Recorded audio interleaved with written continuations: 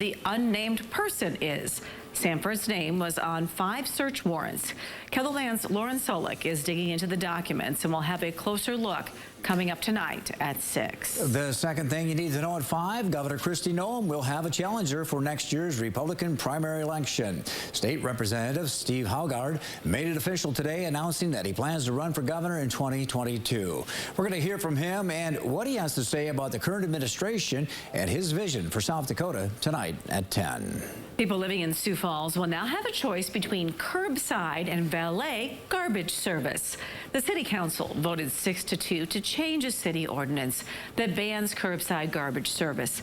The decision comes after several months of discussion by the city's Solid Waste Committee and input from the public. A KELOland.com original story by Ray Yost has more on the council's decision. The fourth thing tonight, chronic wasting disease, a fatal brain disease that affects deer, elk, and moose, has been confirmed in a new area of central South Dakota. The disease was detected in an adult female mule deer in Stanley County. That county is now considered an endemic area. Chronic wasting disease has now been confirmed in 18 counties in western and central South Dakota. November is National Adoption Month, and today we're sharing more about what modern-day adoption looks like for many families. Open adoption can look different depending on the preferences of each biological and adoptive family. But tonight, a KELOland birth mom and the adoptive couple she chose to be her daughter's parents share their adoption story. Find out how their open relationship has enriched all of their lives. That's coming up on Eye on KELOland. All right, let's get one last look at our weather. Jay? All right, Don, we'll see the winds die down by tomorrow afternoon, but it's not going to be very warm. Temperatures remaining below normal. A sunny 36 in Sioux Falls, 35 Aberdeen, 39 in Pierre, 43 in Rapid City. That's our time. Thanks for watching. Good evening.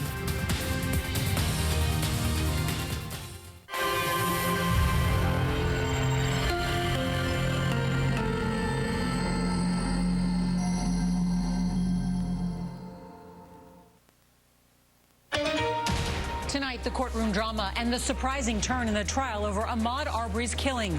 The man accused of murdering the 25-year-old jogger takes the stand in his own defense. Travis McMichael, one of 3 men on trial, explains why he shot Ahmaud Arbery.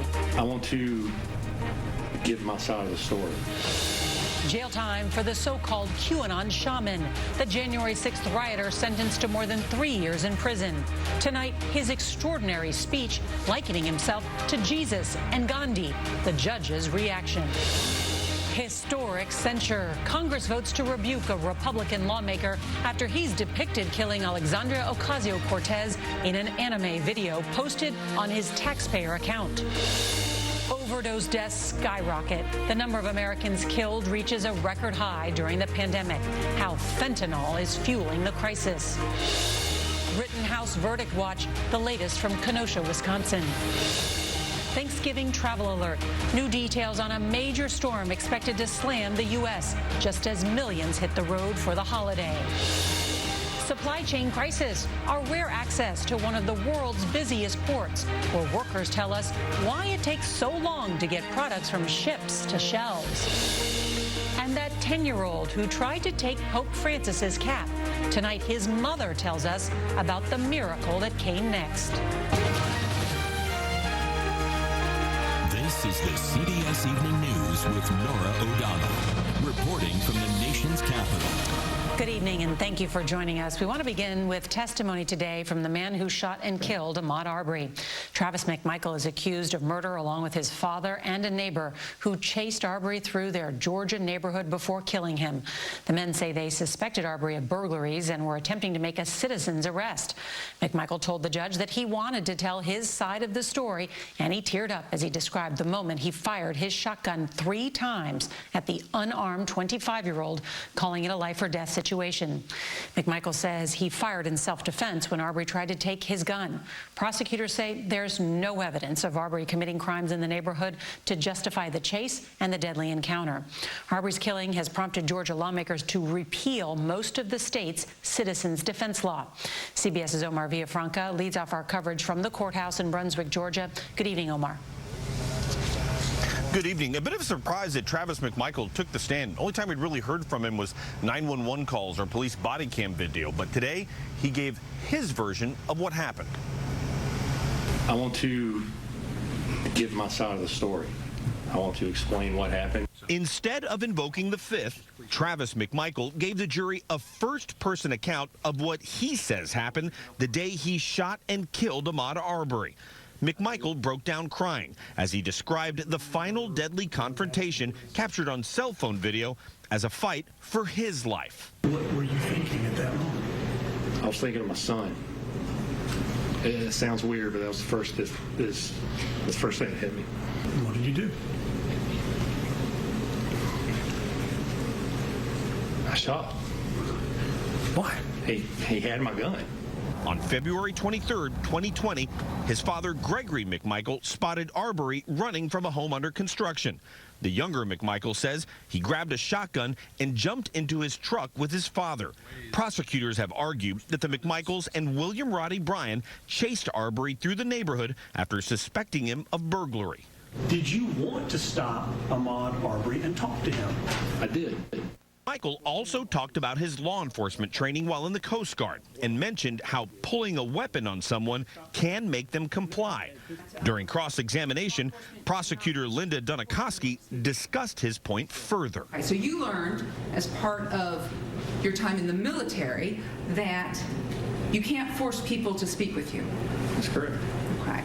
And that if someone walks away, you have to let them walk away. Yes. You were trained that displaying a weapon may be considered psychological coercion. Under certain situations, yes, ma'am. Arbery's mother, Wanda Cooper Jones, was asked about McMichael crying in court. Her response, "Can you imagine the tears we have shed?"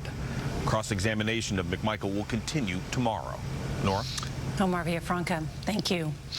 And we want to turn now to a dramatic and historic day at the U.S. Capitol.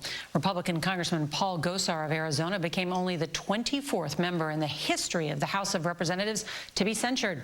Gosar earlier this month shocked his fellow lawmakers, posting a violent animated video targeting Democrats. Here's CBS's Chris Van Cleve. Will Representative Gosar present himself in the well? Tonight, a historic rebuke on the House floor after controversial Arizona Congressman Republican Paul Gosar posted an anime video depicting himself flying through the air and killing Democrat Alexandria Ocasio-Cortez and then heading for President Biden wielding two swords. Representative Paul Gosar of Arizona be censured. Gosar is now the first member of Congress to be simultaneously censured and stripped of his committee posts. I do not espouse violence towards anyone. I never have. It was not my purpose to make anyone upset.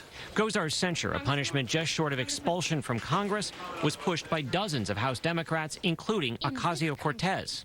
When we incite violence with depictions against our colleagues, that trickles down into violence in this country. Republican leader Kevin McCarthy called the vote an abuse of power. The Speaker is burning down the House on her way out the door. Republicans Liz Cheney and Adam Kinzinger joined all House Democrats in voting yes. House censures are rare, happening only 6 other times in the last century. Gosar is an ardent Trump supporter who has spread baseless claims of election fraud and falsely called January 6th Antifa provocation. His own family has called for his removal from office, even appearing in a campaign ad for his 2018 opponent. We got to stand up for our good name. Also tonight, a federal judge in Washington sent a message sentencing the so-called QAnon shaman Jacob Chansley to nearly 3.5 years in prison, calling his actions horrific. Chansley is one of the most recognizable figures on January 6th, wearing face paint, fur, and horns. He told the judge, "I was wrong for entering the Capitol. I have no excuse, and the behavior is indefensible." And tonight, Steve Bannon, who is facing criminal contempt of Congress charges for refusing to cooperate with the January 6th committee, is pleading not guilty. He is set to be in court tomorrow for what's described as a virtual hearing. Nora? Chris Van Cleve with all the news here in Washington. Thank you. It's part of their deliberations. Well, I persistently warned the state that, there's a day of reckoning with respect to these things. Prosecutors say the drone video shows that Rittenhouse dropped a fire extinguisher he'd been carrying and raised his AR-15 rifle during those violent protests last year. And so he became a threat to others on the street. If the jury agrees, it could unravel his claim that he acted in self-defense. As for that motion for mistrial, it could be significant. Defense lawyers claim they could have made a different case, maybe a better case, if they'd had access to the clearer version of that video. And prosecutors have a legal obligation to turn over all evidence that could help the defendant. So, David, this could be a very serious issue going forward. All right. Thank you, Terry. We'll see you tomorrow night. And now to the pandemic. The FDA could, as soon as tomorrow, authorize booster shots for all adults 18 years and older in this country. But tonight, about a dozen states moving ahead already, given the growing number of cases, the colder weather, and Thanksgiving almost here, urging people to get the booster, with so many now preparing to gather. Here's Whit Johnson. With the FDA likely to authorize vaccine boosters for all adults as early as tomorrow, people in several states are lining up at vaccination sites. I've been waiting for a long time to get a booster. I wanted to do it before I was traveling, and I can't get an appointment until like December. But at least 12 states now are already offering booster shots to everyone 18 and up, moving ahead of the CDC. Some are calling for the return of those mass vaccination sites for the booster. I hope that the state actually opens up some of the large centers. I got my original 2 at the City College, which was wonderful and very easy. And for the unvaccinated, time running out to be fully protected by Christmas. And that includes kids 5 to 11 years old who have until Saturday to get the first of 2 doses. The White House announcing today that 2.6 million, almost 10% of eligible kids, have gotten a shot. The fact that he gets to get his first vaccine today is important. With cases creeping up, Dr. Anthony Fauci warning the country will need to ramp up first doses and booster shots to combat a winter surge. When you have a virus as transmissible as Delta, in the context of waning immunity, that dynamic is going to negatively impact even the vaccinated people. So it's a double whammy. And David, health experts point out that 4 out of 5 Americans who are eligible for booster shots right now still haven't gotten one. But demand is expected to grow once the FDA makes a decision for all adults. Today, Moderna joined Pfizer in officially asking for its booster to be authorized for everyone 18 and older. David. All right, we await this big news tomorrow, Whit. Thank you. Next tonight to Capitol Hill, where the House took the very rare step to censure one of their own, Arizona Congressman Paul Gosar. On a dating site. We take Blitzer. This is a man who chased an unarmed black man and lynched him for jogging while black for 2 miles, practically, when you add up all the distance that Ahmaud Arbery ran for his life. And it's so odd that he would say, well, I was thinking about my 5-year-old son. If he was worried about his safety and his son's safety, instead of trying to take the law into their own hands, why didn't he simply call 911? Why didn't he let the police come and do their job? Or was it because they had prejudged this black man as something that he wasn't? Why is it that Trayvon Martin, unarmed, and Ahmaud Arbery, unarmed, are looked at as criminals and thugs, not only by their killers, but also by the system? And then Kyle Rittenhouse, who actually had an assault weapon and shot 3 people, killing 2 of them, is looked at as a kid and given the benefit of the doubt and the benefit and the presumption of innocence, when these dead black men were always presumed guilty. I want you to listen, Ben, to Ahmaud Arbery's mother as she responded to McMichael's defense. Listen to this. Mr. Travis McMichael killed my son, all on assumptions. He had no real facts, so where Ahmaud was coming from, what Ahmaud had done, he just took actions into his own hands. You're representing Ahmaud Arbery's father. What more can you tell us about how the family is feeling after listening to this defendant today? Well, obviously, they are very emotional. I mean, they're seeing the evidence of their son being shot with shotguns. I mean, ricocheting and fracturing his hip, his shoulder, killing him. in the worst kind of way. It is heart-wrenching, and that's why they need prayer, and they need pastors praying for them just so they can try to keep their sanity. I mean, if this was your child, how would you be able to keep composure after you see these people lynch him, and then you see them offer this self-defense, and people are actually taking this as if it is credible? I mean, Travis McMichael said, "We're gonna blow your effing head off." And then moments later, Wolf Blitzer, they actually killed their son. And yet they're talking about self-defense. It is, I mean, just asinine and an insult to our intelligence. So how are Ahmaud Arbery's parents actually been holding up right now? This must be so painful, so difficult to watch all this unfold. It really is, and it is the worst nightmare of every parent, but especially parents of color who know that any Tom, Dick, or Harry white man can shoot their child and claim self-defense, and people start to believe it. But yet if the roles were reversed and you had a black father and a black son go chase an unarmed white man while he's jogging and kill him, nobody would accept that. Everybody would scream bloody murder, and the judge and the legal system all will make sure that they were held to the full extent of the law and put under the jail. But whether it's Trayvon Martin or Ahmaud Arbery, we always have to hold our breath because there seems to be a different perspective when it's a young, unarmed black man lying dead on the ground.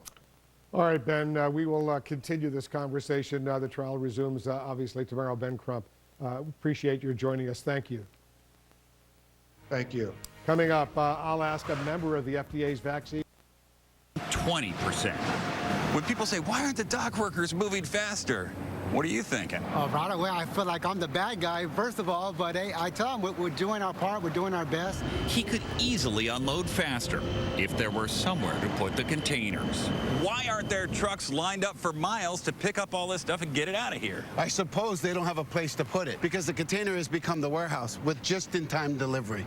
Just-in-time delivery is a cost-cutting strategy to import merchandise only as needed, reducing warehouse space, but that backfired with pandemic shutdowns. You may think these trucks line up and pick up the first load available. That is not the case. They are here for specific containers, and sometimes they're in the middle of the pile. It's like a giant game of Jenga. Move 4 containers to get to one on the bottom. Is that common? Yes, it's very common. Just for one container? Yes. And this year, dock workers expect to move a record 20 million containers through these ports. We have family that lives here and needs the same things any other American needs. And we have skin in the game because, you know, quite frankly, we're going to be paying the price for any costs that are raised as a result of this congestion. Now, some of these containers stacked up here at the port are actually empty, and today California Governor Gavin Newsom said more ships are coming to get them out of the way. He also says he's looking for vacant lots to park some of these containers so it can give longshoremen room to do their jobs. Nora? You really explained it so well. Carter Evans, thank you. And still ahead on tonight's CBS Evening News, dangerous weather ahead of Thanksgiving. What you need to know before you hit the road. Queen Elizabeth makes her first public appearance in nearly a month. And we want you to meet the pint-sized superhero who's conquering cancer.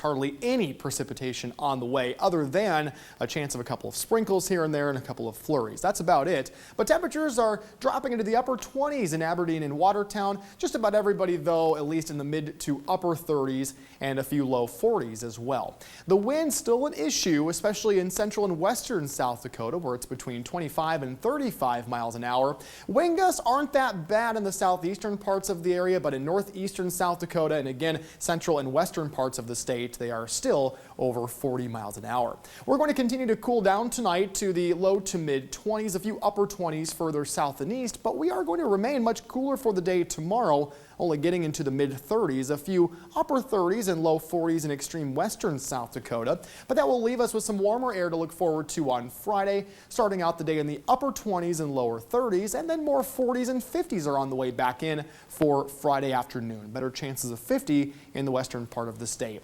So the wind Friday, which will receive billions for highway and bridge repairs and broadband.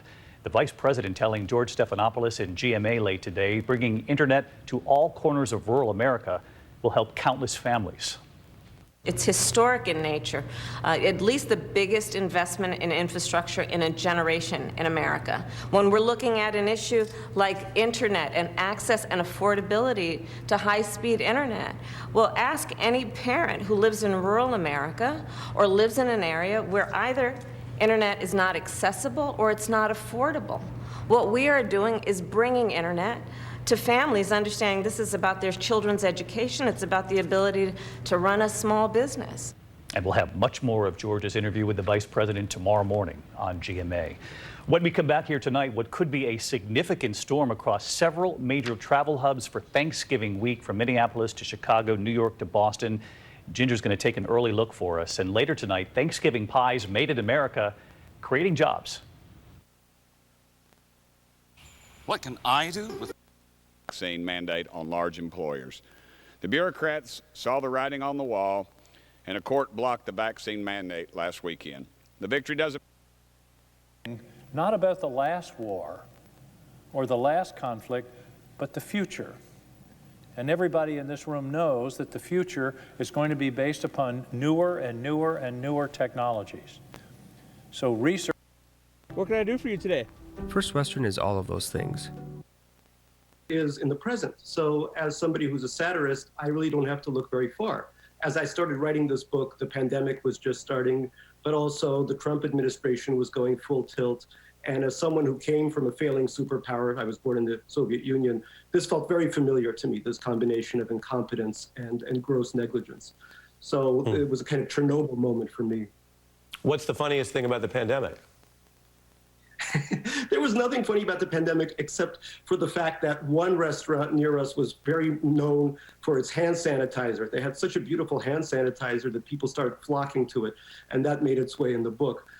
There was nothing really funny about it, obviously, when you consider the toll it took on so much of the population. And the characters, as you mentioned in the book, are constantly looking back 100 miles south down to New York, because many of them, the characters, are immigrants from Russia, like myself, Korea, India, and many of them have roots in places like Elmhurst and Jackson Heights that bore a lot of the brunt of the pandemic. So many people, obviously, first responders lived in those neighborhoods, and many of them perished. So the book is not, I mean, the book is still comedic, but, you know, comedy is just how I deliver the tragedy. It's the ICBM missile and the payload is the tragedy. Well, isn't comedy? Was it possible that Ed did the same thing? States. They want to test a Ukrainian public opinion and make the Ukraine and probably some of the Baltic states feel isolated from the West and make them believe that Russia can do whatever they want, so that Russia continues to grow its influence in the region. All right. John Jordan, a former naval intelligence officer. Thanks for the time, John. Appreciate it. On Balance with Leland Vittert starts at the top of the hour. Man, it seems like just yesterday you were in Austria for that. Yeah, with Putin. Summit. With Putin and How Biden. far away we are. Okay, let's get you on this story that caught our attention today, and a lot of people are talking about, with this missing Chinese tennis star. What's going on? Missing Chinese tennis star. There have been new emails which have surfaced on Chinese state media in which this woman has recanted her sexual assault allegations against the vice premier of China. So this was a guy who was a member of the Politburo, and Xi Jinping has accused him on the social media site Weibo, which is the Chinese version of Twitter, of sexual assault. That was early November. 30 minutes later, the tweet or the Weibo thing disappeared, and she's disappeared too, held incommunicado. Now you have these emails that Chinese state media have put out, which, if you believe them, I have bridge to sell you as well. They're just making a statement about it, right? No, they put out emails that are allegedly from her. To him? No, to the head of the Women's Tennis Association. Okay. Saying she's fine.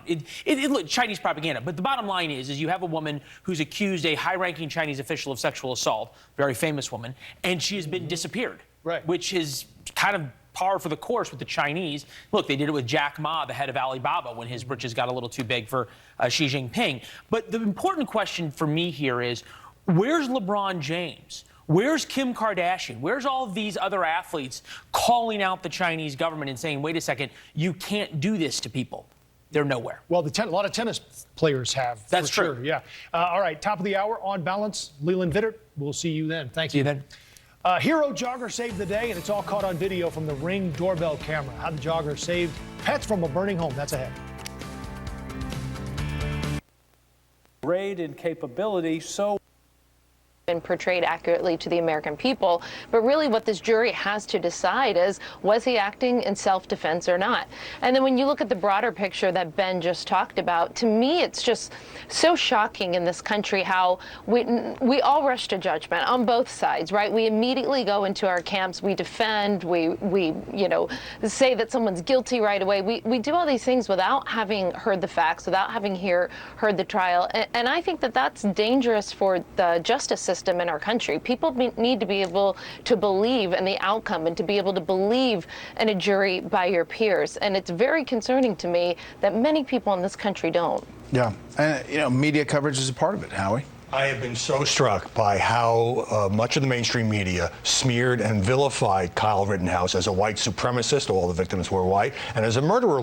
The trial, and even with the evidence coming out at the trial that he acted in self-defense, I mean, the guy he wounded testified that he pulled a gun on Rittenhouse first. Some of these pundits have stuck to their argument that he should be locked up and the key should be thrown away. And it seems to me, Brett, that fortunately for Rittenhouse, who's not a hero here and shouldn't have gone into a danger zone with an AR-15, he is entitled to a jury trial and not a trial by media. We should point out that there's another trial going on that we're following, the Ahmaud Arbery case, not getting as much attention, but we're following it as well. And it's an important case as well. And that, at least, I shouldn't say at least, it is more racially charged. This one shouldn't be, but has been made to appear that way by the media. All right, panel, thanks. Stand by. When we come back, tomorrow's headlines with you all. Skin with less eczema. Hide my skin? Not me. Don't use in her clear blue skies. The legend she birthed. That when you need to do something, do it with all your heart. And what would you like to tell the Pope? Thank you, she says, for the miracle. Chris Livesay, CBS News, Southern Italy. And that is some good news. We'll be right back. This portion of the CBS Evening News is sponsored by Novo Nordisk.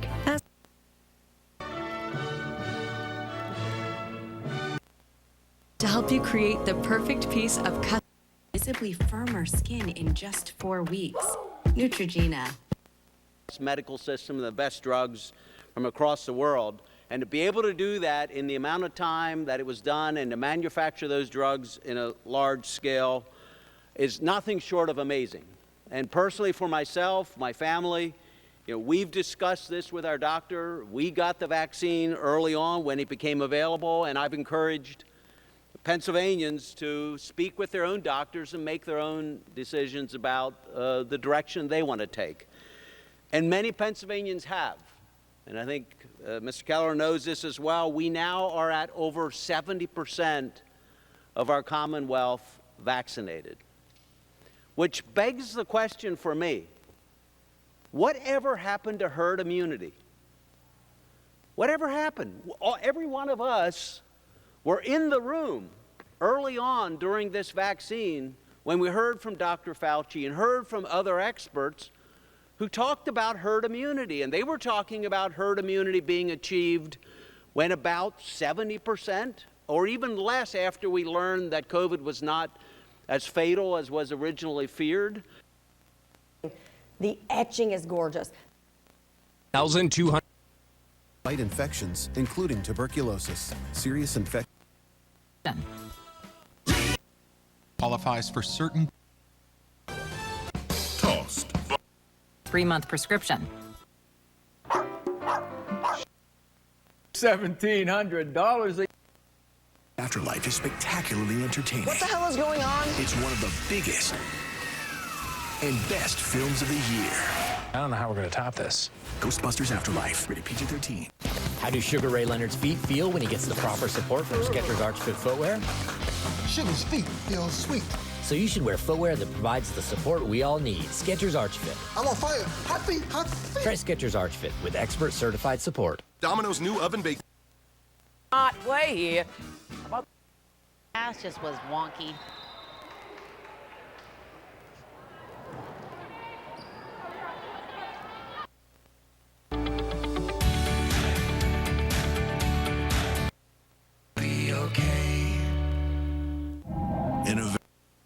Rioters at the Capitol on January 6th. Jacob Chansley stomping around the Senate chamber, carrying a flag mounted on a spear, wearing a headdress and face paint. Tonight, Chansley, also known as the QAnon shaman, has been sentenced to 41 months in prison for obstructing Congress's counting of the electoral votes that day. Chansley's lawyer says his client respects Judge Royce Lamberth's ruling. He is absolutely embracing being held accountable for that. Legal analysts say Judge Lamberth's sentencing of Chansley could be a shot across the bow to the more than 600 other accused rioters charged in the Capitol attack and those who defend their actions.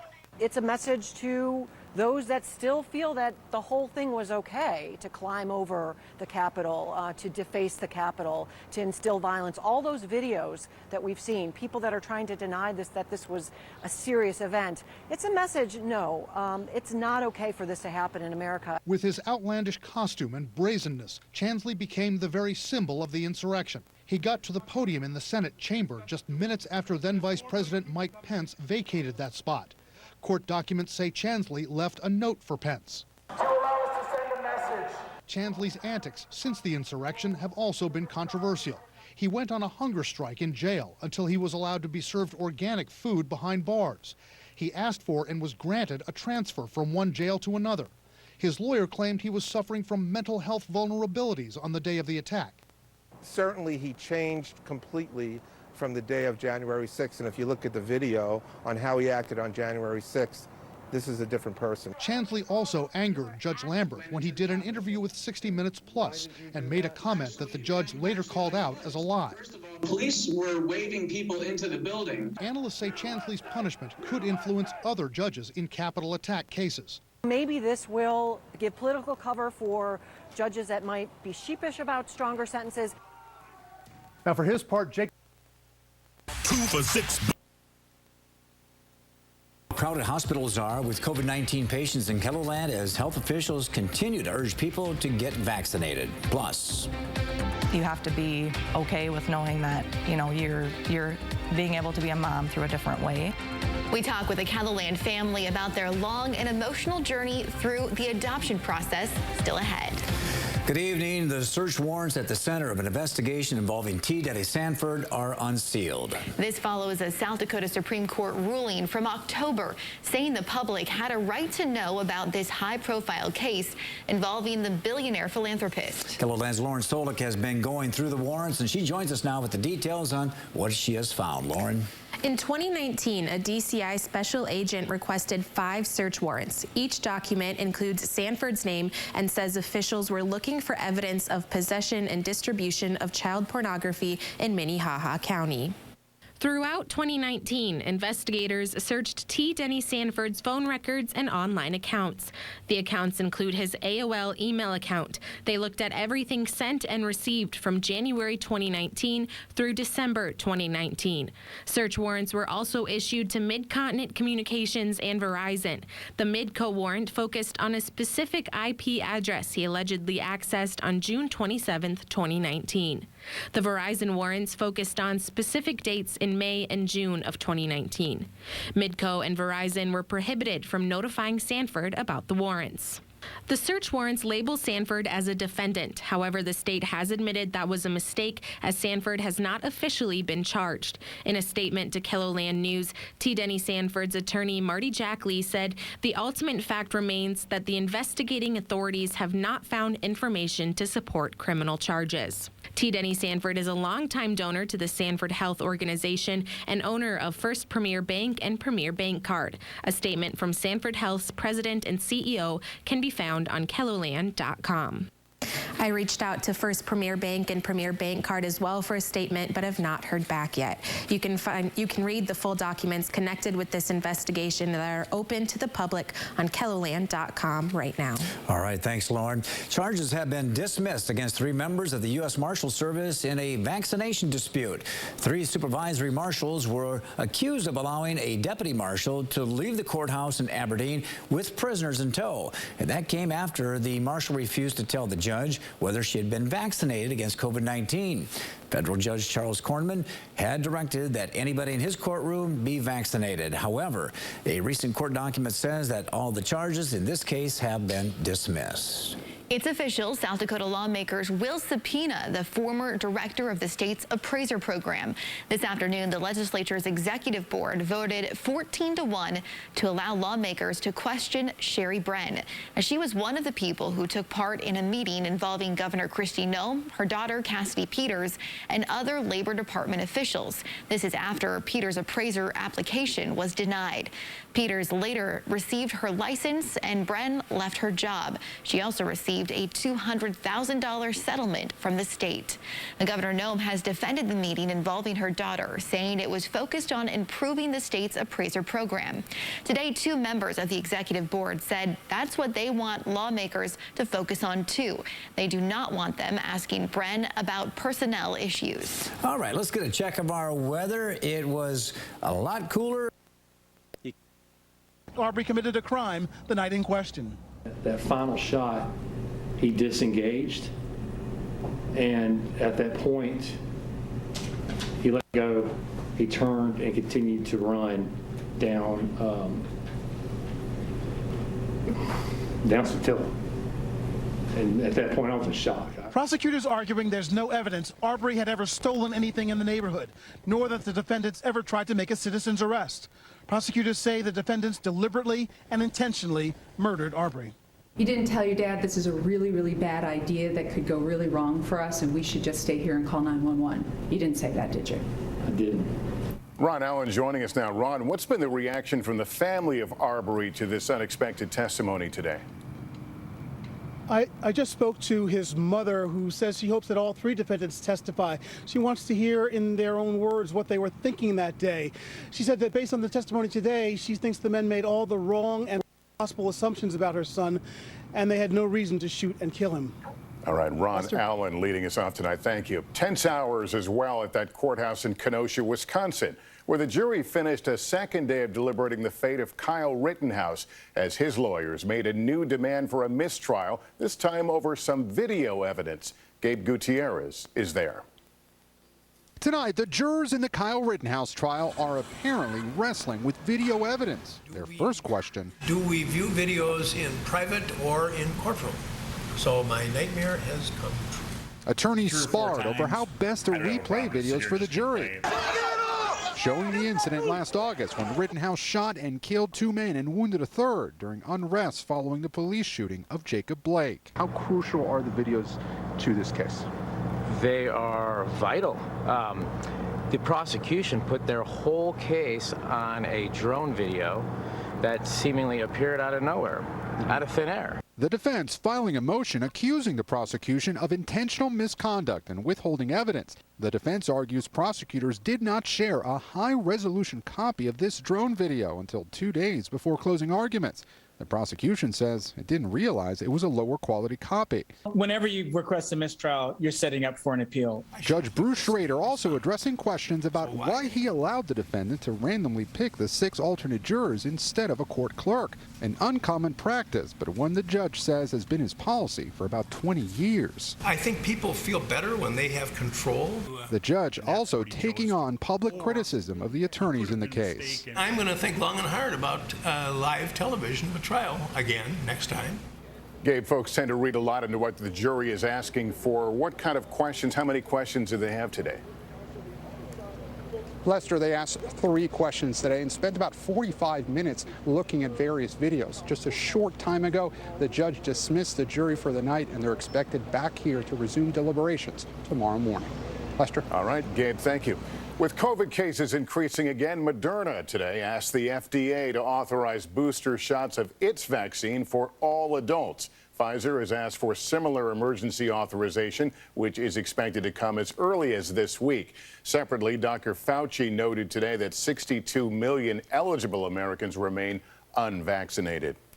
The pandemic, just one concern as tens of millions get ready to travel for Thanksgiving. Another is gas prices at a 7-year high. President Biden today asking the Federal Trade Commission to investigate whether oil companies are illegally driving prices up. Stephanie Gosk has more on what travelers may face. Travel this Thanksgiving won't look like it did at the height of the pandemic, but that doesn't mean it's back to normal. More than 53 million Americans are on the move for the holiday. Flight bookings are up over 100% from last year.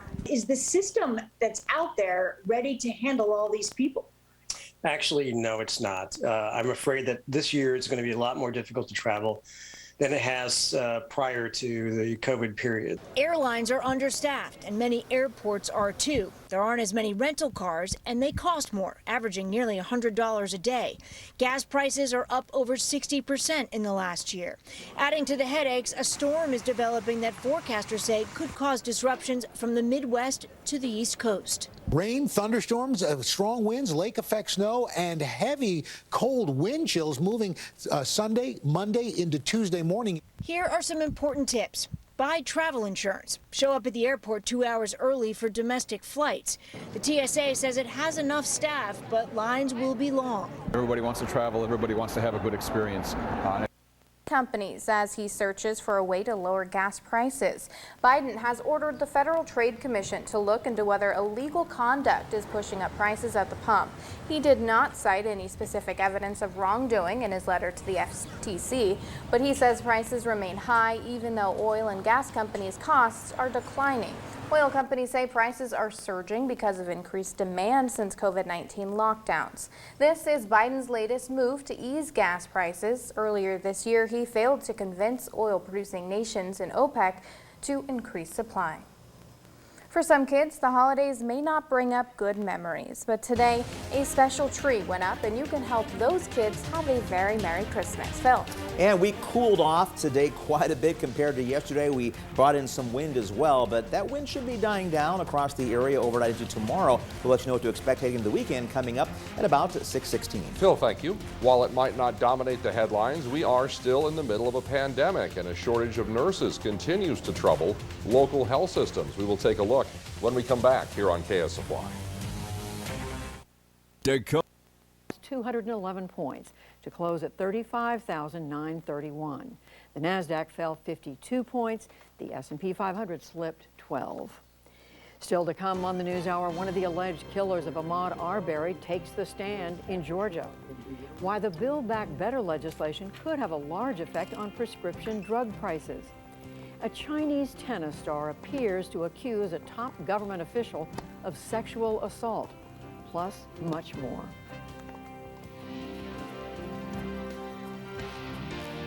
This is the PBS NewsHour from WETA Studios in Washington and in the West from the Walter Cronkite School of Journalism at Arizona State University. It was the first time the U.S. House of Representatives censured one of its own in more than a decade. And as we reported, when it took that step today against Republican Representative Paul Gosar of Arizona, it was divided, nearly along party lines. Lisa Desjardins has been following this all day, and she joins me now. So, Lisa, hello. Tell us more about what was in this video that he posted, and why did Democrats feel he should be censured? This video was posted by Representative Gosar on his Twitter feed and other places, and it stayed up for 3 days. Now, I want to first explain to our viewers, we're not going to show this video. It does depict violence, but we do want people to understand what we're talking about. So we're going to show some images that help people understand what this is. First of all, this video had a series of sort of frenzy, very fast-pacing flashes of images like this one, some anime Japanese characters, as well as some photos of migrants on the border, different images of that. But the one getting the most attention has been this one. That is Alexandria Ocasio-Cortez, the congresswoman from New York, her face imposed on a character known as a Titan, which is a bad guy in this anime world. Now, what is that in front of her? That is actually a depiction of Representative Gosar carrying swords, attacking her. Now, she's not the only high-ranking official to be attacked in this video, depicted this way. Also, at the end of the video is this image of a character with knives and swords attacking President Biden himself. So Democrats said in their censure resolution, this has gone too far. This is violence against public officials and members of Congress, and they voted largely, all the Democrats and 2 Republicans, that he needed to be censured, which means he had to face the House of Representatives, and also he has been stripped of his committee positions. And we see that there were only 2 Republicans who voted with the Democrats on the censure, Congresswoman Cheney, Congressman Kinzinger. How is Congressman Gosar defending what he did, and what about Republican Party leadership? What are they saying? Right. From the House floor today, we heard 2 very different looks at what's happening here. I want to first talk about what Representative Ocasio-Cortez said is going on. Here's what she said on the House floor today. It's pretty cut and dry. Does anyone in this chamber find this behavior acceptable? Would you allow depictions of violence against women, against colleagues? Would you allow that in your home? Do you think this should happen on a school board? In a city council? In a church? And if it's not acceptable there, why should it be accepted here? For his part, Gosar has said he was trying to be metaphorical, that he was going against Biden and Democratic policies, especially on immigration. So I want to look at what he said he was doing today on the floor, and then also what Republicans said in response, including Leader Kevin McCarthy, saying Democrats are the problem. Here are their 2 sound bites from them. I voluntarily took the cartoon down, not because it was itself a threat, but because some thought it was. Out of compassion for those who generally felt offense, I self-censored. For Democrats, this vote isn't about a video, it's about control. That's the one and only thing Democrats are interested in. And Republicans, by and large, supported Gosar. They don't support him behind the scenes. They know he's a controversial figure. They have problems, in fact, with his associations with white nationalists in the past. But they say here Democrats went too far, that they sort of jumped the process in this situation. So, Lisa, you are on the Hill all the time. What does this mean for how things are going to work up there? I want to say Republicans and Democrats alike, by and large, behind the scenes, see Representative Gosar sometimes as a joke. I heard a Republican today told me they see him as a whack job, someone they don't respect. However, this was a serious video, and Democrats who have just come through January 6th, like all of us, are very concerned about messages of violence. And remember, in the last 10 years alone, Judy, we've had 2 members of Congress shot, Gabrielle Giffords and then Steve Scalise, because of an atmosphere in this country. Politics becoming violent. There is real concern that we are now back in that place. We have certainly been, we were after January 6th, a lot of tension and concern tonight in Congress. Very worrying. Lisa Desjardins, thank you very much. You're welcome. And for more on and meals.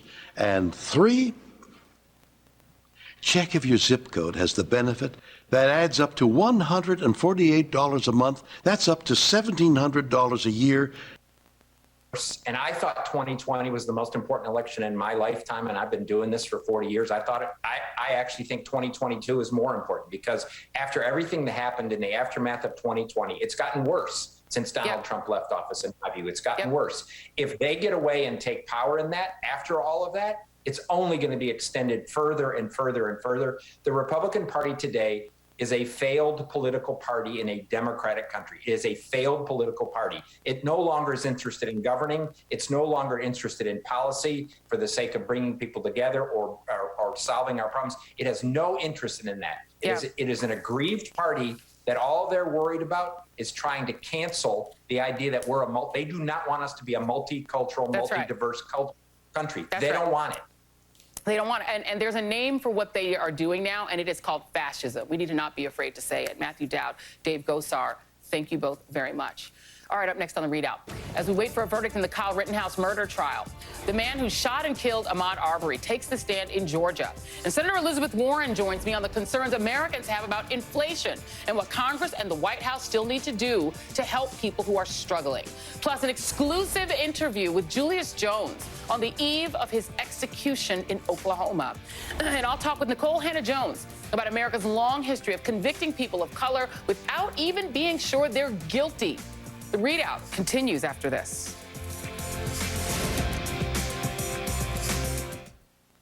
City. We could have a few light rain showers on Saturday, a few hundreds of an inch. Sunday, breezy, cooler, back to 38. Rapid City will get a couple warm days to start the week in the 50s, but then they too going to cool down as we head toward the rest of Thanksgiving week. Thank you, Jay. Well, not every child is able to wake up to presents on Christmas morning. And 60% of our boys won't have a home to go to over the holidays. How you can make the holidays a little brighter at the McCrossin Boys Ranch. That's coming up after the break. I mean, look, he had gone on Hannity and criticized her and said that she falls into the category of people who Donald Trump just broke, just shattered. So she was throwing this back at him. But this is, you know, this is the state of the Republican Party right now. I mean, Ted Cruz represents a much larger piece of the Republican Party than Liz Cheney does. I mean, she's fighting for her life, her political life in the state of Wyoming right now because she voted for impeachment. She dared become a member of the January 6th committee. And Cruz, who was an outright enemy of Donald Trump's,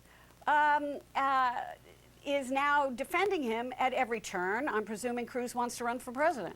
Yeah, I've never understood how he could look past those deep personal slights. All right, thank you so much, Gloria. I appreciate it. And next, the jury in the Kyle Rittenhouse trial asking to review a crucial piece of video in the case. Why? We're going to go through it. What could it tell us about what they're focused on, what they're deliberating on? They are entering now a third day.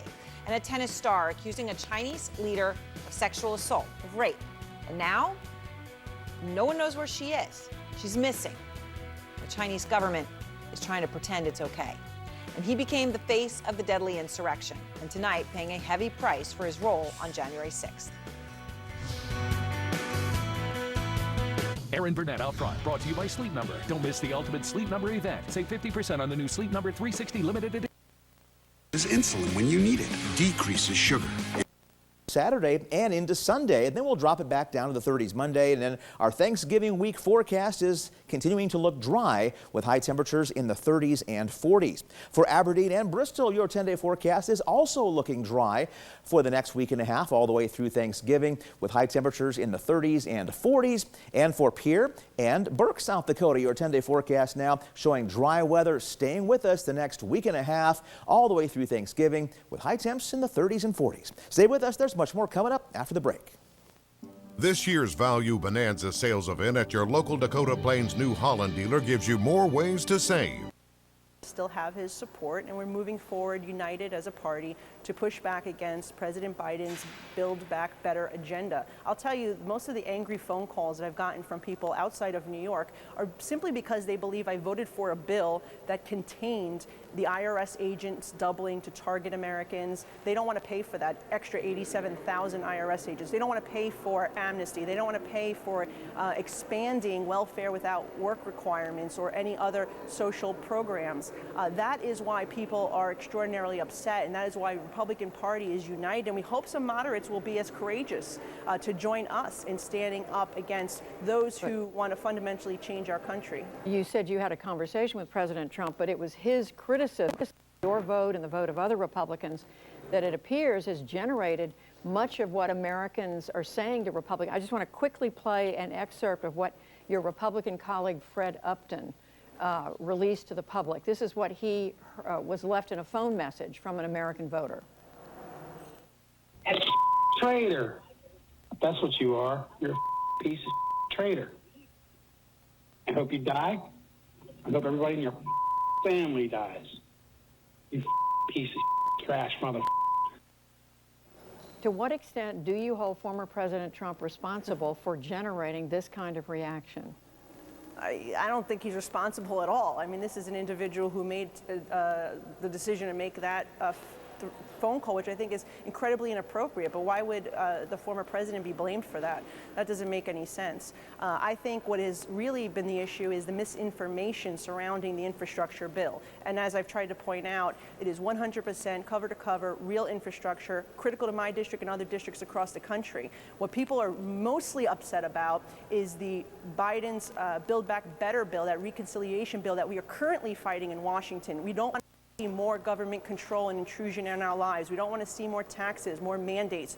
We don't want to see the doubling of IRS agents to go after, look into every bank transaction that you and your family make. We don't want to see illegal immigrants getting benefits that American citizens aren't currently getting. This is exactly why American people are so upset, and I think that it certainly is inappropriate that people are calling elected officials, making those types of comments. Well, look, I've gotten my own share of very disturbing phone calls as well from people outside of my district. It's very important that we do not try to mischaracterize these pieces of legislation because that is where this anger is coming from. And unfortunately, that's what has occurred here, and that's why I'm doing as many interviews as possible to explain to people that these are two separate bills. The infrastructure is cover-to-cover infrastructure that we desperately need, we've needed for decades in our country, and that local and national leaders just didn't put forward the investment that was needed. But we're certainly united against that socialist spending bill, that Build Back Better bill, and we're going to fight to defeat it. Congresswoman Nicole Maliotakis, thank you very much for joining us. We appreciate it. Thank you.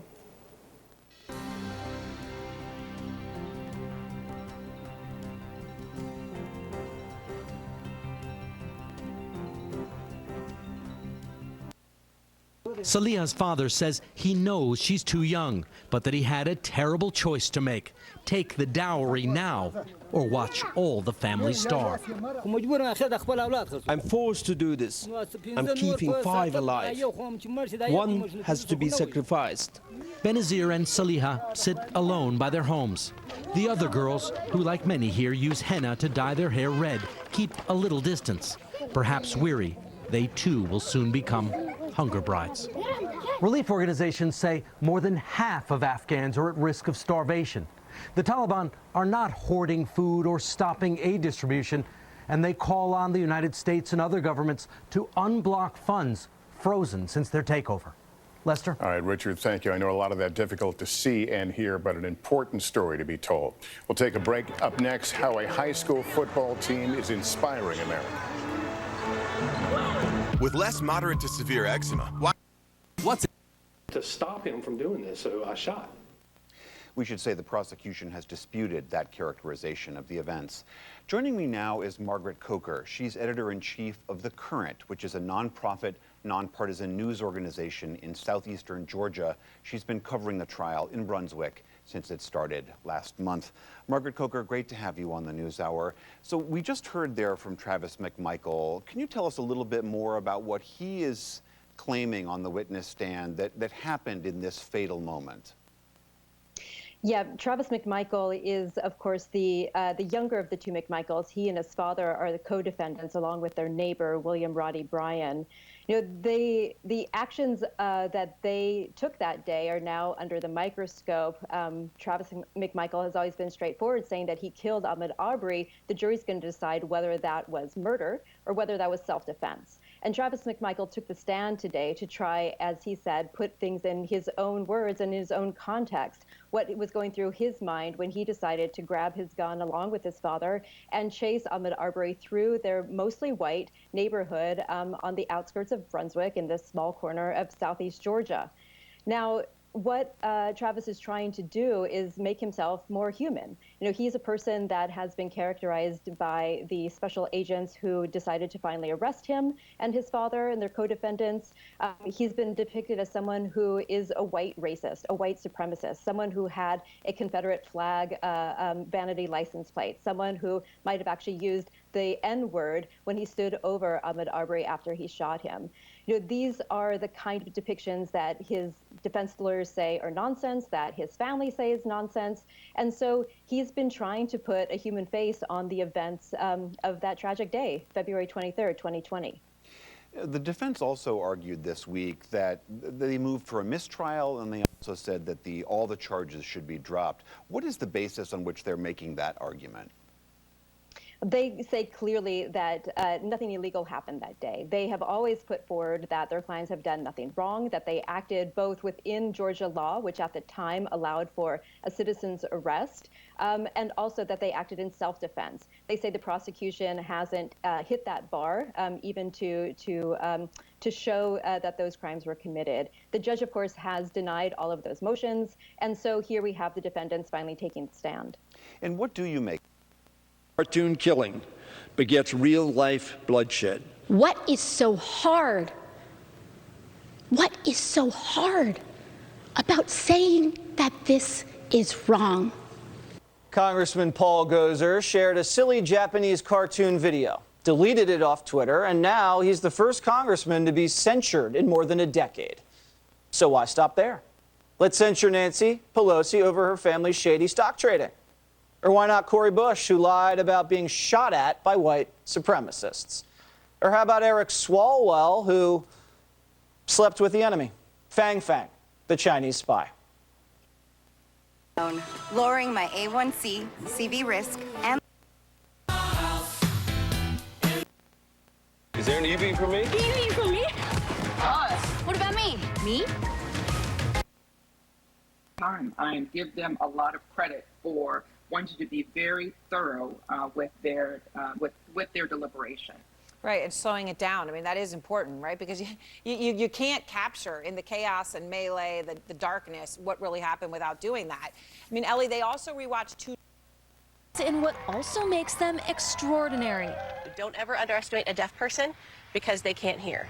The Riverside Cubs players and coaches are all deaf. Hey, we talked to them with the help of an interpreter. We felt that drive. We wanted more of that winning feeling, that big win. Trevin Adams is the team's star quarterback. We wanted to dominate all of those hearing teams. No hut hike for these players. Instead, they signal each other at rapid speed, and it's not easy. 21. Ram. Pepper. On this field, being deaf is a competitive advantage. Hearing people don't use their eyes as much, and they're less alert visually than we are. We communicate much better. They're now the #1 ranked 8-player team in their division, with big plans for the future. Christian Jimenez is a team captain with a message for the hearing world. Take a look at us as players. We're able to play football. Don't look at us as people who are deaf, that we can't hear, and look down on us because of that. We can do anything. The only thing we can't do is hear. Aaron McLaughlin, NBC News, Riverside, California. Go team. That's Nightly News. Thanks for watching. I'm Lester Holt. Please take care of yourself and each other. Good night.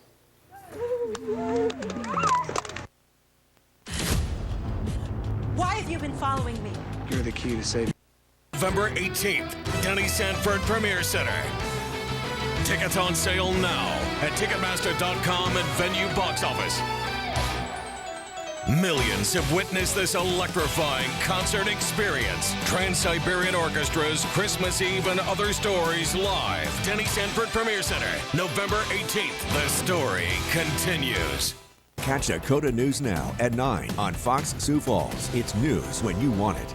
Promotional consideration paid for by Schulte Subaru. This Silverado. Plus, unlock your code to claim 5. They issued a warning to the prosecution. Here he is. You're putting an awful lot of emphasis on this, and if it turns out that it's not technologically sound, this is, I referred to it as the situation as a house of cards. This is just more weight on that. Samir. Continue to slowly fall back to the lower 20s by midnight. Again, still a little breezy. And in Pierre, it is very quiet. It's clear. We're in the upper 30s, but soon enough, you'll be back in the mid-20s. Cooler air sticking around for tomorrow. We'll talk about that coming up. The Minnehaha County Sheriff's Office recently conducted liquor compliance checks on businesses north of Sioux Falls. 8 of them failed. We take a look at the process coming up. The first South Dakota has been fortunate that it's been a mild fall thus far, but should it snow, there could be fewer plows on the road. We have those stories and much more coming up on Dakota News Now at 6:30.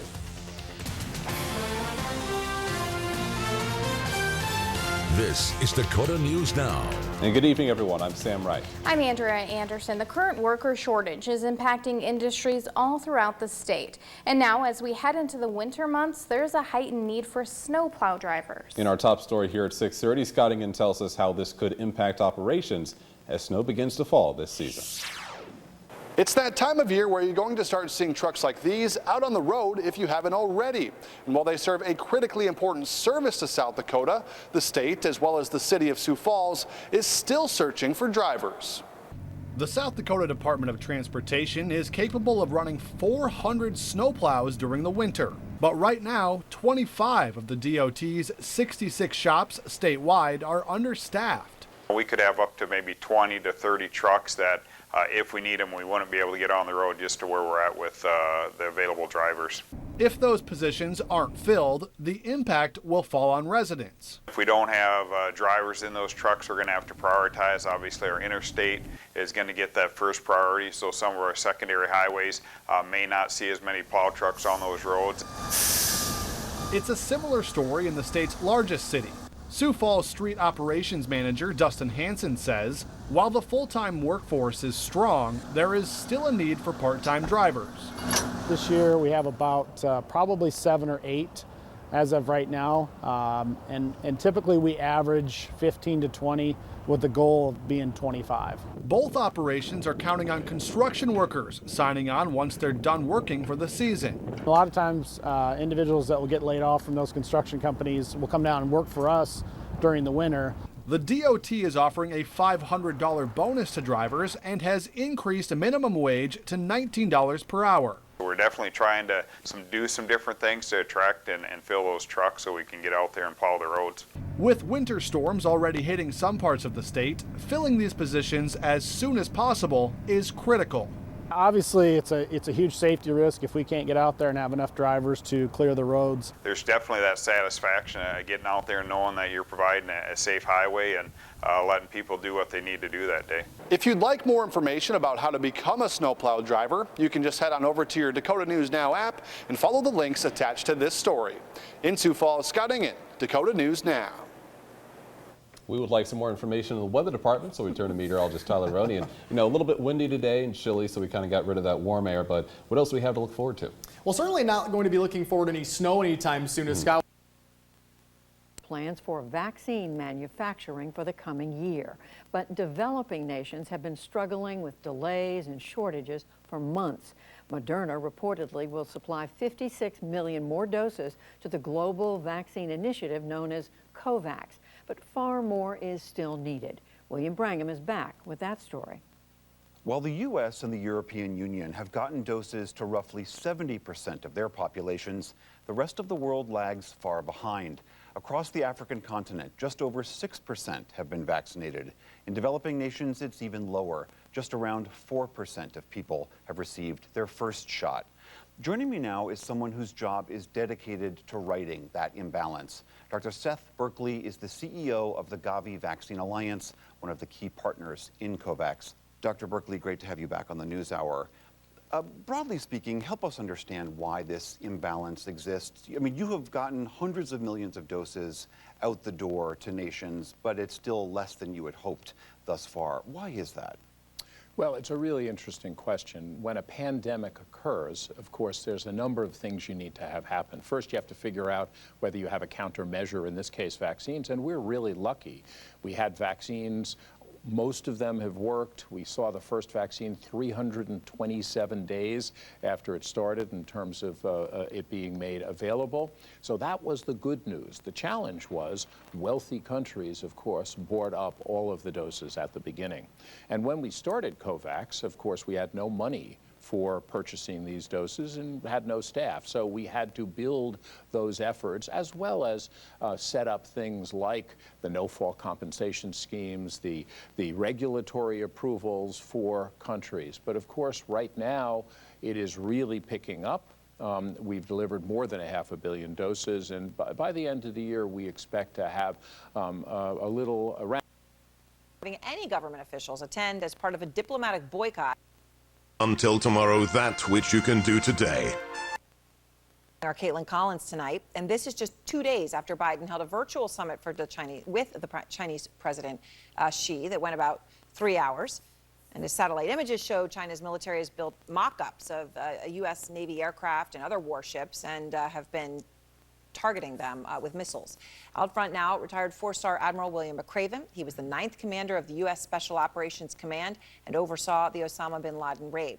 He is also the author of the new children's book, Make Your Bed with Skipper the Seal, which comes, of course, after your best-selling adult book. I'm so glad there's a children's version of this now. But I want to start with this news out of China. We have these satellite images, and of course, you've seen them. Vice Chairman of the Joint Chiefs was talking about this, warning about that hypersonic missile that the U.S., admits they weren't really aware that China had these capabilities that showed that they could be able to launch a surprise nuclear strike against us, and that was something we weren't aware of. Does it look like to you, when you put all this together, that China is preparing for a possible war with the United States, that this is something they're legitimately thinking of? Well, no, I'm sure they are thinking through it, because I think the United States and the Pentagon, we think through all possible scenarios. Yeah. But I do not think at all that China is preparing for a war with the United States. Now, I saw the interview with John Hyten, the Vice Chairman of the Joint Chiefs, and he expressed concern, real concern. And I think the interviewer asked whether this was our Sputnik moment. In other words, are we waking up and smelling the coffee that the Chinese are moving very quickly on hypersonic technology? Yes. We're a few years behind on that. So I do think we need to be concerned about their hypersonic technology. I'm not concerned that we're going to go to war with China. Okay, so let me ask you about that. The last hypersonic weapons test for the United States failed. Right. And that's probably what you're referring to. That's a pretty stark thing. Ours failed and theirs didn't, for people to hear. How does China view that? Well, I mean, China's made some great progress recently in a lot of technical areas. I mean, you look at their space program, and of course, I think the hypersonic missile systems are kind of banking off some of the work done on the space program. So obviously, we've got some work to do, and I do hope that, as Vice Chairman Hyten said, that we start really putting a little bit of additional focus on hypersonic technology and other technologies that can not only deal with China, but frankly, other near-peer competitors. So people that are really good, you're really at the mercy of that person that's standing here behind the counter as an owner. The Sheriff's Office says that their goal is to not be deceitful, but to make sure businesses are following all of the compliances. Sarah, thank you. And we talked about seeing a new face a little bit more often. I wasn't lying about that. So Sarah, joining our Aberdeen newsroom, and also a cool little caveat that you happen to be from Aberdeen. Yeah. Yep, I grew up there. I was there for 19 years before going to school, so I'm really excited to be back in the community. Looking back to being the hub state, that'll be great, and certainly a welcome addition to our team as well here. Yeah, that's what I was going to say. We're excited to have you, and we'll look forward to seeing you more often. All right, Sarah, thank you. Thank you very much. And on to Dakota News now. Follow up. The Sioux Falls City Council has passed a new garbage ordinance. Last night, councilors voted in favor requiring all commercial garbage haulers to offer 2 levels of service, curbside and valet. This allows residents the option of leaving their cans on the curb or next to their house. Originally, the city prohibited curbside pickup. That restriction was lifted during the early days of the pandemic and confused residents when it was reinstated.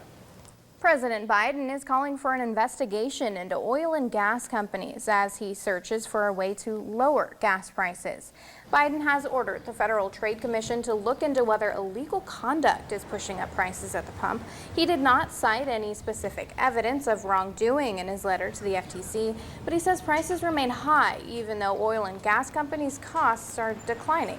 Oil companies say prices are surging because of increased demand since COVID-19 lockdowns. Now, this is Biden's latest move to ease gas prices. Earlier this year, he failed to convince oil-producing nations and OPEC to increase supply.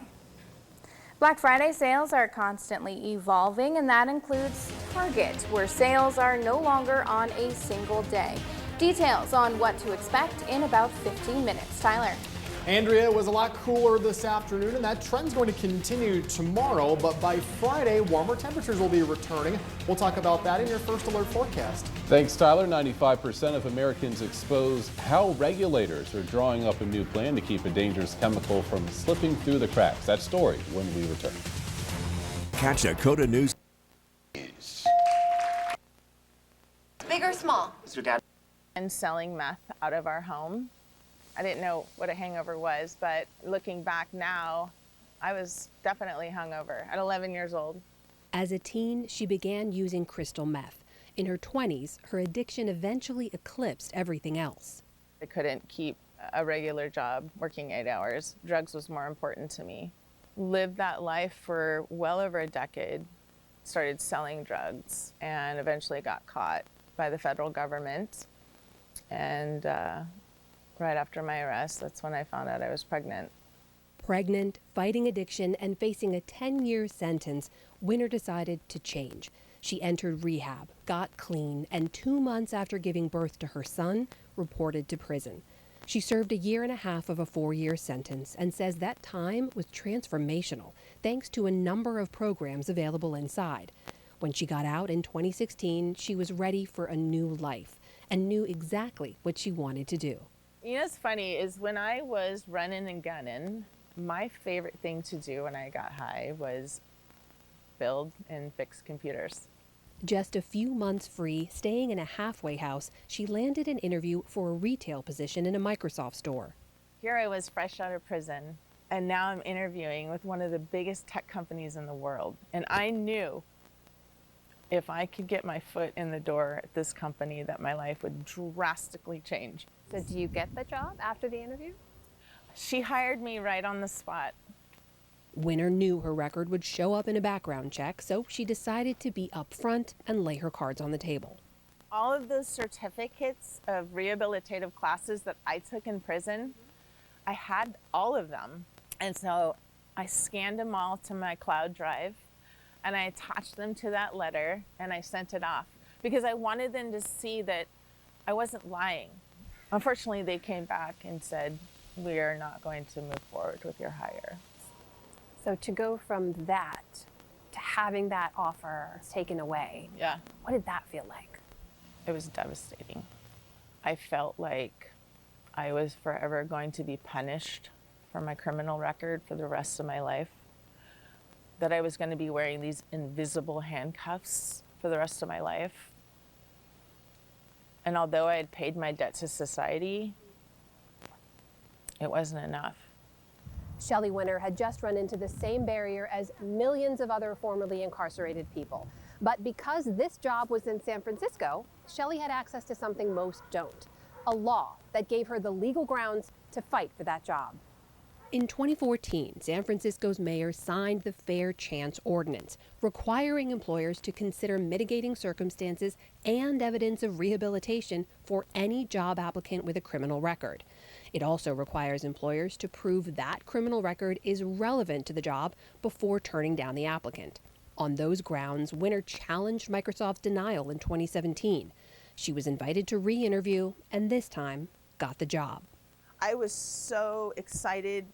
All of that devastation and that hurt and that sadness, gone.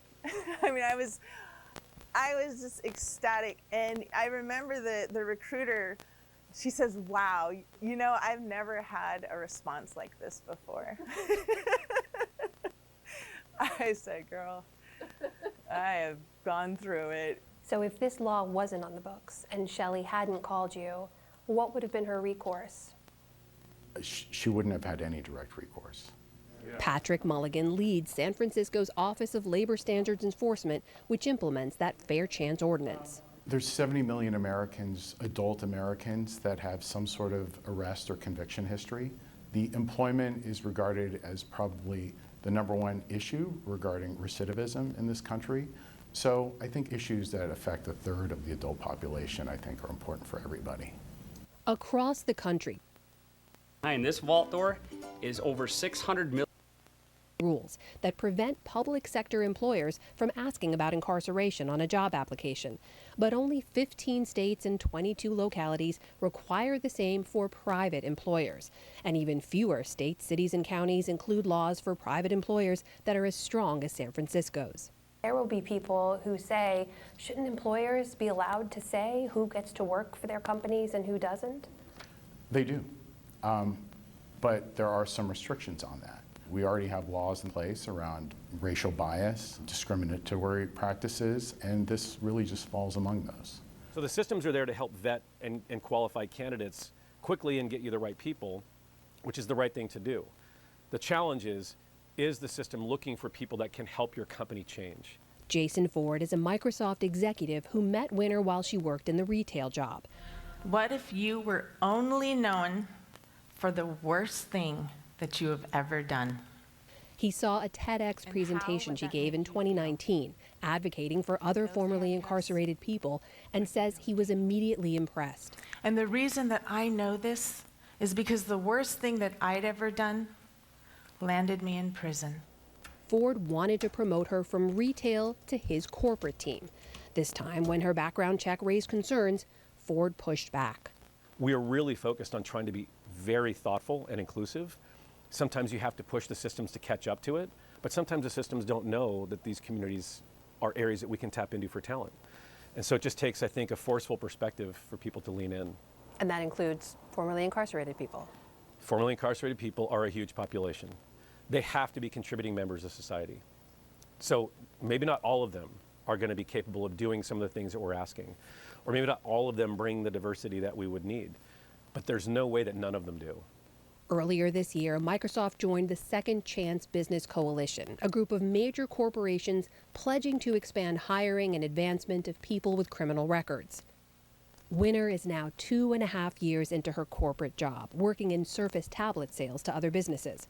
Her latest fight is for full custody of her son, who's been with other families since she went to prison. Still, Winner says she is grateful for her second chances and knows there are many more people out there who need them too. As formerly incarcerated, we tend to get beat down by society's stigmas and beliefs about us, and we tend to buy into those beliefs. I wasn't going to do that. I was going to show society that I am a worthy person, that I deserve to have an amazing job. I deserve to be a productive member of society. This whole process, I've had a lot of fear, and there were times where I almost gave up, but I'm so glad I didn't. For the PBS NewsHour, I'm Amna Nawaz in Vallejo, California.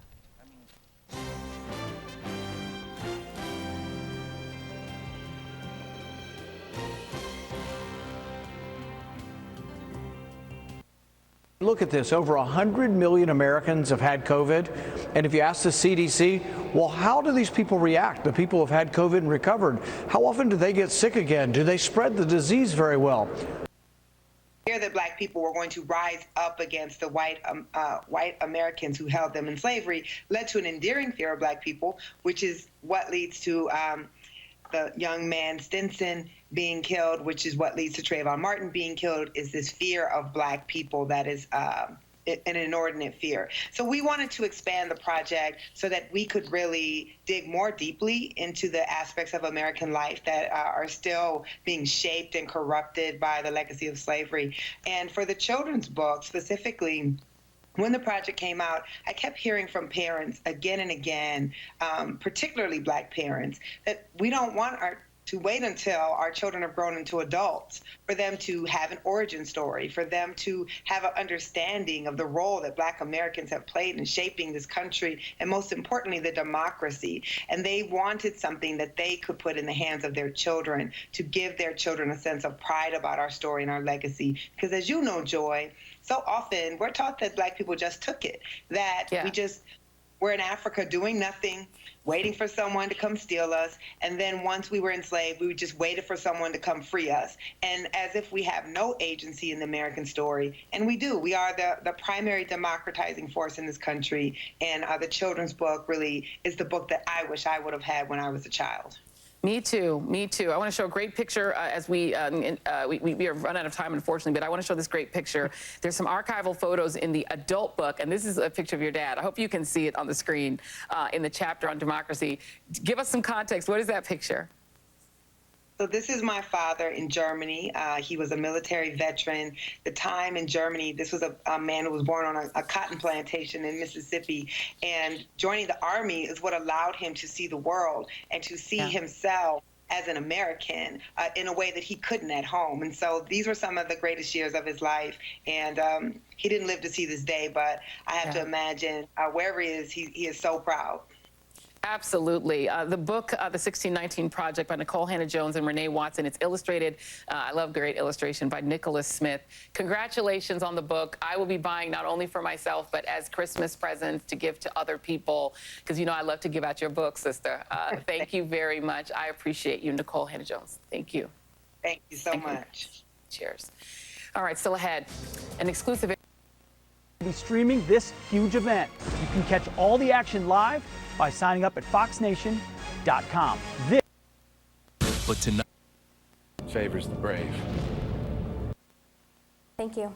Well, the red holiday cups are always a favorite of customers. Now Starbucks is taking them one step further, making them reusable. We'll tell you how you can get your hands on them. Up next. Catch Dakota News Now. No, Angel. Simon has threatened to remove tournaments from China if the situation isn't resolved in a way to his satisfaction and the safety of Peng Shuai isn't assured. So I think we really could see something like that. You know, so many times these negotiations between companies and potential human rights abusers take place behind closed doors. There is a quiet diplomacy that happens when there's a crisis like this.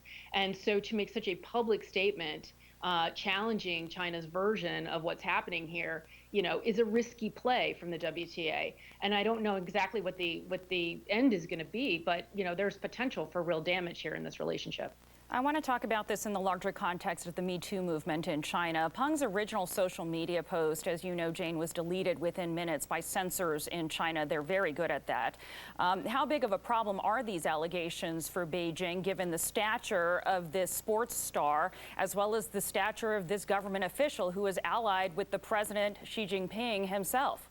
I think it's a real optics problem for China. They're going to be hosting the Olympics in just a few weeks. So the ideas of the intersection between China and sports is very much in the forefront of a lot of people's thinking right now. You have a lot of governments questioning how involved they should be in this Olympics, with the human rights allegations against China. And so obviously this is something that really stands out, the way that they've cracked down, not just on Peng Shuai's social media, all mentions of tennis in some cases. I think the New York Times had a report where certain keywords like that were no longer searchable in China. But this has happened, with the larger Me Too movement as well, where key phrases related to feminism, related to sexual assault allegations or Me Too have also been censored. So this is a tactic, that China has used to crack down on dissent, which is part of the thing that actually sparks the critique that it then has to try and censor. Sports reporter Jane McManus, thank you for joining the NewsHour. Appreciate it. Thank you for having me. And we will continue to follow that story. And on the NewsHour Online, a look inside Detroit's Japanese-American community, which has built a legacy intertwined with the city's history, the history of the automobile and American history, all while telling its own story. That's on pbs.org/newshour. And that's the NewsHour for tonight. I'm Judy Woodruff. Join us online and again here tomorrow evening. For all of us at the PBS NewsHour, thank you. Please stay safe, and we'll see you soon. Major funding for the PBS NewsHour has been provided by... The rules of business are being reinvented with a more flexible workforce, by embracing innovation, by looking not only at current opportunities, but ahead to future ones. People who know BDO. For 25 years, Consumer Cellular's goal has been to provide wireless service that helps people communicate and connect. We offer a variety of no-contract plans, and our U.S.-based customer service team can help find one that fits you. Cups. The coffee chain is giving out the red cups Thursday while supplies last. Customers just have to order a holiday or a fall drink like a pumpkin spice latte, peppermint mocha, or go edgy and try a chestnut praline latte. In a nod to Starbucks' 50th anniversary, the cup is made with 50% recycled material. This is the 4th annual Red Cup Day giveaway. Starbucks always gives a 10-cent discount to customers who bring in their own reusable cup. Well, a warm beverage may be handy, as Tyler says we could be seeing some cooler temperatures. He's got another check of the forecast right after. Come on, it's got the 5. Get access to all things Fox News right in the palm of your hand. The Fox News app. Download it. Free consultation. There's be here with my children. She supported virtual learning, but quickly faced problems getting her kids online and getting the help they needed. Now one daughter can't keep up in class and another doesn't feel challenged, so Suarez moved her from public school to an online program. They dropped the ball on not being able to provide them with what they needed to brighten their future, to secure their future. This past election, Suarez supported Democratic school board candidates that vowed to keep classrooms open, as did a local PAC run by Pastor Earl Harris. School frustrations aren't just a suburbs issue. Absolutely. It's a human issue. Harrisburg is predominantly African American, and even before COVID, 26% of families live below the poverty line. So they make the choice to keep their children safe, and they stay home. They lose their jobs. There was a sense of abandonment. It's not clear the role education will play in next year's midterm elections in a state like Pennsylvania. A poll from Axios shows 3/4 of American parents believe local schools have done a good job balancing health and safety with other priorities. But organizers from Virginia to Pennsylvania and beyond are already trying to weave this common thread I felt ignored into a political pattern. Biggest frustration is being invisible. Now, I also spoke with the head of the National Parents Union, a longtime Democratic organizer, and she says they right now are hearing from thousands of angry parents from all backgrounds, not about critical race theory, but about crises that their kids are dealing with. She thinks special interests have been prioritized over parents and that candidates will benefit from hearing out these moms and dads. Aaron? All right, Gabe, thank you very much for that report. And next, vials of the deadly virus smallpox were just found in a Pennsylvania lab. That is not one of the 2 places on this planet that is supposed to have smallpox. And now an investigation is underway. Favorite Disney friends from Toy Story 4, Aladdin, Beauty and the Beast, and more. Dance, laugh, and sing along as you become part of the celebration. Join the fun at Disney on Ice presents Let's Celebrate, live in your hometown. Tickets on sale now. Coming to Denny Sanford Premier Center December 2nd through 5th. For tickets and show details, visit DisneyOnIce.com. Temperatures will be a little bit cooler tonight, falling into those kind of low to mid 20s, but then tomorrow still looking to stay a little bit on the cooler side yet, only getting into the 30s, a few 40s way out in western South Dakota. And as we head into Friday, though, the wind will become more southerly. It's going to warm us back up to the upper 40s. That's a little above normal, certainly nothing dramatic like we had yesterday where we got back to the 60s and even some 70s. Those days are kind of long gone for now, but this weekend looking to stay pretty quiet too. Still in the upper 40s Saturday, falling a little bit Sunday, and then again looking forward to Thanksgiving, looking to have really good travel weather, nothing coming our way as far as any major storm systems, and overall temperatures will be kind of hovering right around normal. One of those positive things as we head into this next holiday. Tyler, thank you. Appreciate you joining us here at 6:30. Chicago Med up next here on KDLT. Dakota News Now continues in 2 minutes continues at 9 on Fox Sioux Falls. Have a good night. As we finish up another baseball season, I recently finished an extensive window replacement project on my home. I worked with your home improvement company and they hit it. Marketing, hardware, field techs. You can basically tell ZipRecruiter who you need. They forget how young I am. You really are a rising star. So, Grace, have you ever seen a clip? Because I don't see any sexism. I see romance. I hate the movie, even though I've never seen it. Because that is really ignorant. No, it's not. Every time I've spoken to him is that he wants the world to know he is not a murderer. He is adamant about his innocence, and he is also focused almost exclusively on his mother and his sister's well-being. So this is someone who is really concerned about how they're going to do after he's gone.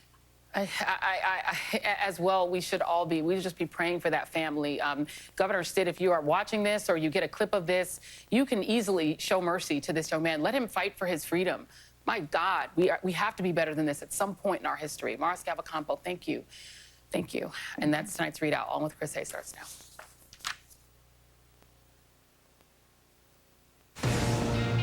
Tonight on All In. Issuing a depiction of murdering a member of Congress is wrong. A far-right congressman faces punishment in the House. What is so hard?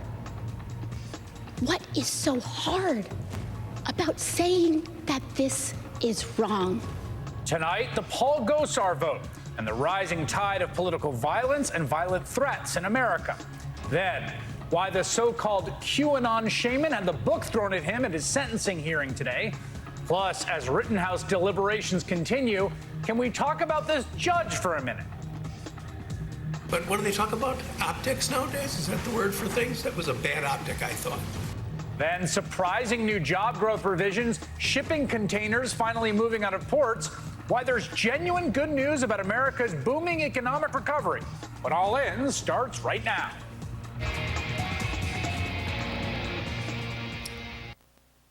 Beers. It's shameful, and I'm disgusted by your drunkenness. That's what propaganda looks like. It's the mirror image of reality. It's the exact opposite of the truth, and it is always delivered with ferocious aggression. Propaganda tends to bewilder people, to confuse them when they first hear it. It's so completely and obviously untrue. What is this, you think?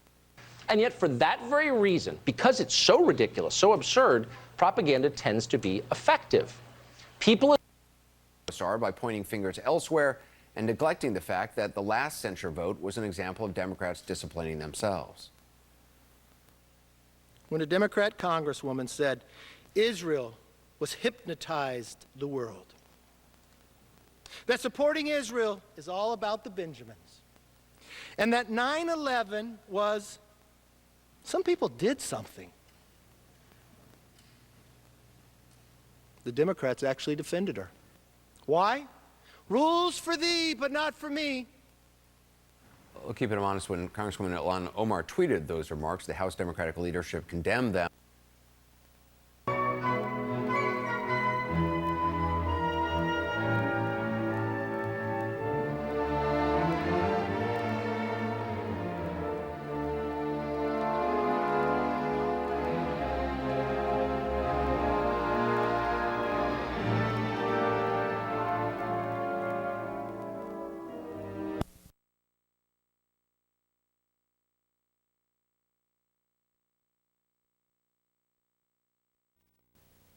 With DirecTV Stream, I can get live TV and on demand together.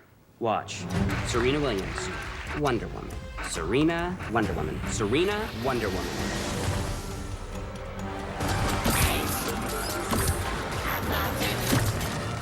You cannot be serious! Get your TV together with the best of live and on demand. Introducing DirecTV Stream with no annual contract. The new crispy chicken sandwich taco from Taco Bell. Is it a sandwich or a taco?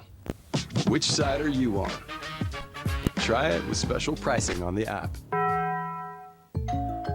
Hey, I didn't order any pizza. Jake from State Farm. After you saved me so much dough on insurance with that Parker promo, I devised a promo for you. Here's the deal, Parker. State Farm offers everyone surprisingly great rates. Yeah, right. Pepperoni pockets, an atomic brownie, cuckoo crusties. There's no promo, it's just great rates. And a cider ranch. You're the man. When you want the real deal, like a good neighbor, State Farm is there.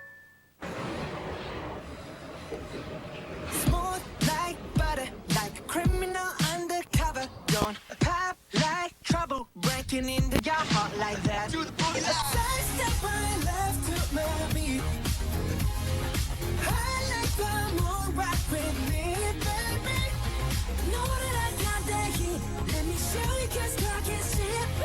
Sidestep right. Get it, let it roll.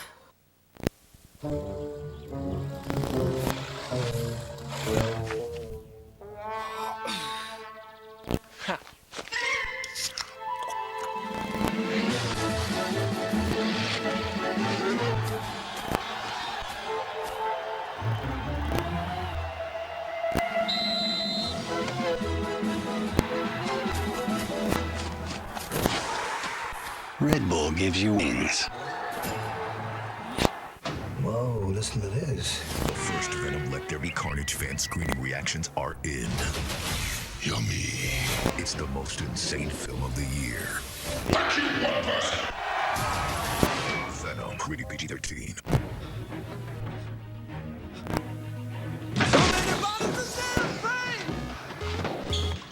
I'm in a room with the famous faces. says it. Yeah, it sure is like a movie. Oh, love to make a movie.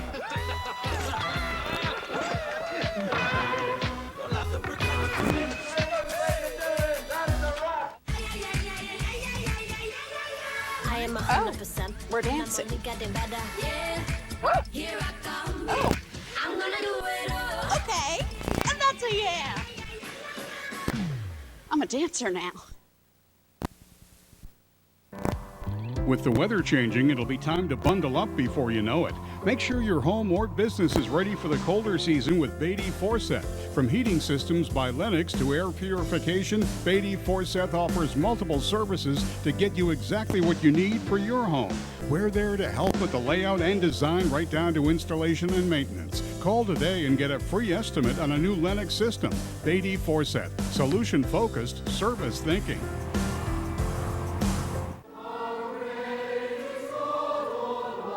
What do Catholics believe? How do they worship? Are you a Catholic who is homebound? Tune in to The Holy Sacrifice of the Mass from the Diocese of Winona-Rochester and get connected with a community of faith every Sunday morning at 7 on Fox Sioux Falls. Take a staycation with Mike and Molly, where the mattresses are plush. Did I do that?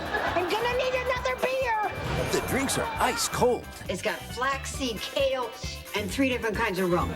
Since I can't taste the kale. And you can really live your best life. Does it mean we're never gonna leave the house again, does it? Why would we? We're never going to find a sports bar with soup this good. Treat yourself with Mike and Molly 5 nights a week. Only on Fox Sioux Falls. I'm really nervous. I don't know what I should wear. Just wear something not too crazy. Remember, it's a business dinner, not a costume party. On the Spotty Network, this is what she heard. Just wear something crazy. Remember, it's a costume party. Costume party. Yes. Don't trust first impressions to just any network. Go with T-Mobile, the crown jewel of 5G. Anybody want to split a turkey leg? And exhale. Hey Google, play from beginning. Welcome. Buy the latest Google Pixel and Pixel Buds on Google Store. Hey, Coach Prime. I think you got what it takes to wear the Aflac. Style, charisma, and a smile that's 21 out of 10. Aflac. You know Aflac can help keep unexpected health care costs from ruining someone's finances. Check out this coverage. You still got it, Coach. You still got it. I never lost it. Yeah. You see that coverage? With that wingspan, I see why you got more rings than a cell phone. There's always room for one more. Yeah. Get help with expenses health insurance doesn't cover at Aflac.com. There's something in the air, out of the silence. It all starts now. It all starts now.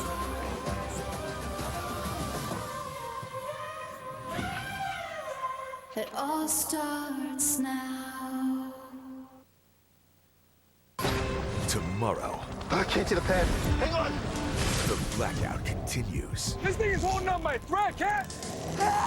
TV's high-octane drama is back. How is it that every time the world seems to end, it ends some more? He took our son! 911, all new tomorrow at 8/7 Central. The blackout continues with an all-new episode tomorrow on Fox. The Masked Singer has never packed this much star power to start a season. Yo, White House! Tony Braxton! I quit! Fox Wednesday. Whoa, look out! It's 5 new costumes, even bigger and wilder.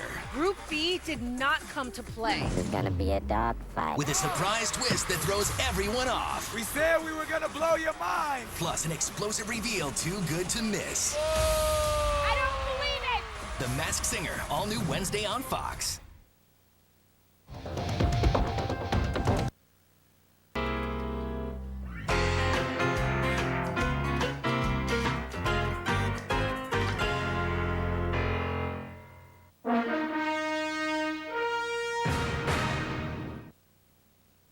This is the MeTV.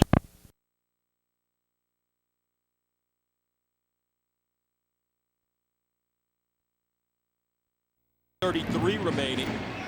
Rondale Moore scored on a 77-yard touchdown for Arizona. Then with 21 seconds remaining, Joseph kicked a 52-yard field goal, and then with no time left, Prater hit a 62-yard. We start the second half. Arizona with the football.